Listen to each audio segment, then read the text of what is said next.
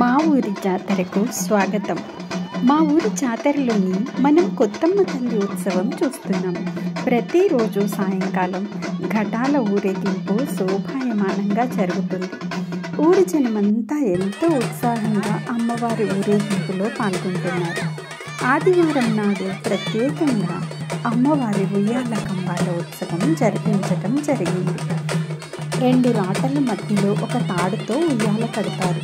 అలా అమ్మవారు ఉయ్యాల ఊపుతుంటే ఊరంతా ఆనందంతో కేరింతలు కొట్టింది.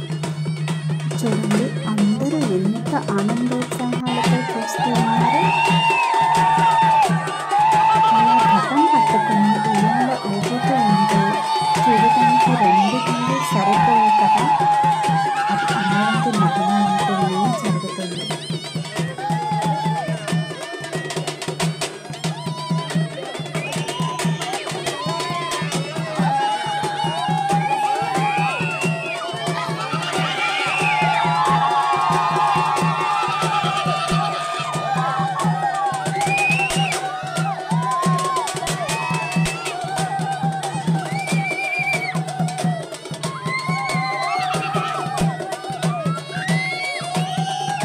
అలా ఆనందోత్సాహాలతో ఉయ్యాల ఉత్సవం పూర్తయిన తర్వాత అమ్మవారికి భోగం పెడతారు.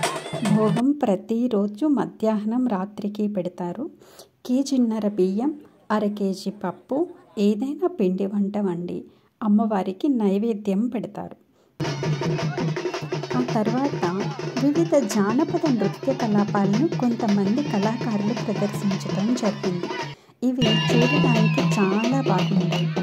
ఊరి ప్రజల దైనందిన జీవితంలో ఎదురయ్యే సమస్యలను నృత్య రూపకంగా ప్రదర్శిస్తారు. ఇప్పుడు నృత్య రూపకంలో ఏం జరుగుతుందో తెలుసా?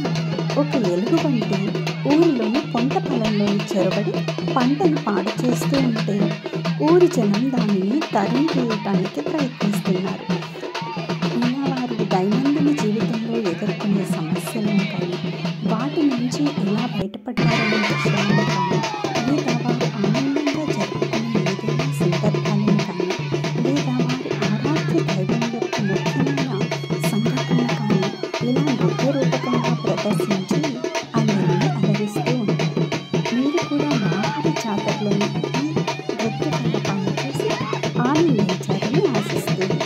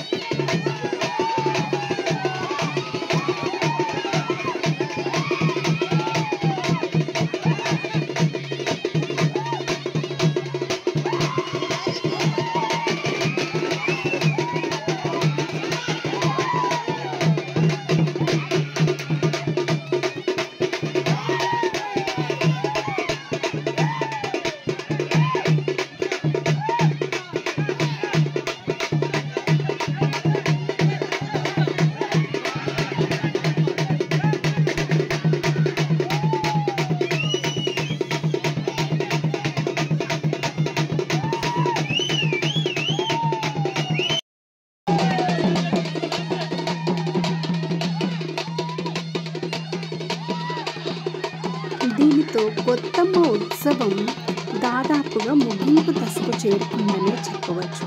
ఆదివారం ఈ ప్రత్యేకమైన కార్యక్రమాలన్నీ పూర్తయిన తర్వాత సోమవారం నాడు మనం తీసుకురాబోయే వల్లమ్మ కోసం మళ్ళీ ఘటాలను తీసుకొని వస్తారు.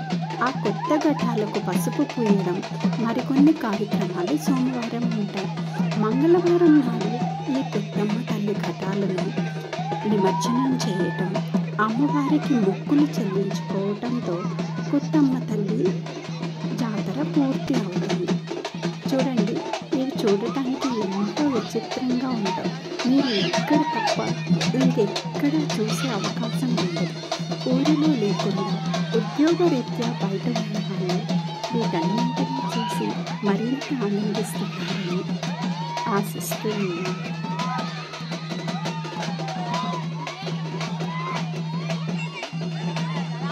ఇలా ఊరంతా ఒక చోటికి చేరి కార్యక్రమాన్ని ఆనందిస్తూ ఉంటే ఎంత బాగుంది కదా. చూడండి, ఊర్లో ఉన్న చిన్న పిల్లలు, పెద్దవాళ్ళు, ముసలివాళ్ళు, ఆడ మగ ప్రతి ఒక్కరూ రామ మందిరం దగ్గరికి చేరుకొని అక్కడ జరుగుతూ ఉన్న ఈ ఉత్సవాలన్నింటినీ ఎంతో ఆనందంగా తిలకిస్తూ ఉన్నారు. ఈ జాతర ఎప్పుడో 20 ఏళ్ళ ముందుట జరిగినందువలన అప్పటికి ఇప్పుడున్న పిల్లల్లో చాలామంది పుట్టి ఉండరు. లేదు అంటే ఆ ఊరికి కొత్తగా పెళ్ళై వచ్చిన వాళ్ళు కూడా చూసి ఉండరు.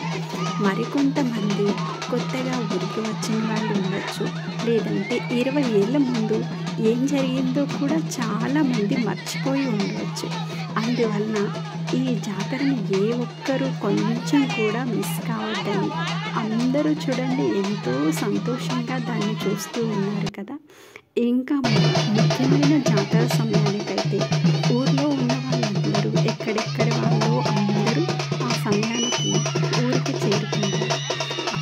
ఊరిలోని కొంతమంది పెద్దవాళ్ళు, ముసలి వాళ్ళకు మాత్రమే ఈ జాతర తాలూకా కట్టుబాట్లు, దీన్ని ఎలా చేయాలి, ఇది వరకు ఎలా చేశాము, ఏదైనా సమస్య వచ్చినప్పుడు దాని నుంచి ఎలా బయటపడ్డాము అనే విషయాలు తెలుస్తాయి. వారందరూ దగ్గర ఉండి ఈ జాతరను చక్కగా